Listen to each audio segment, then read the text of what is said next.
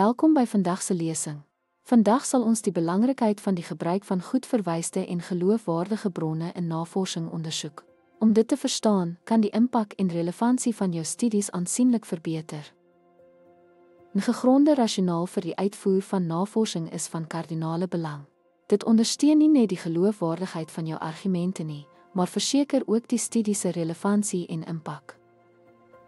Verwysings laat ander navorsers toe om die geldigheid van jou werk te verifieer.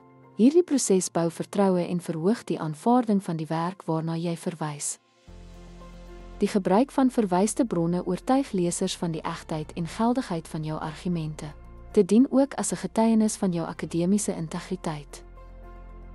Geloofwaardigheid in akademiese skryfwerk kom deur te demonstreer dat jou werk deur die menings van kundiges ingelig word en deur wetenskaplike bewyse ondersteun word.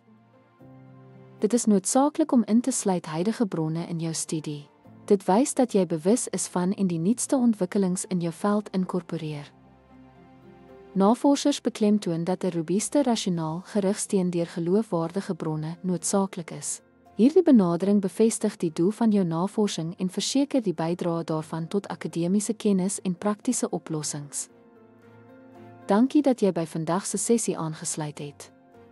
Onthou, die krag van jou navorsing lê in hoe goed dit deur geloofwaardige en huidige bronne ondersteun word. Hou dit in gedagte terwyl jy jou studies doen.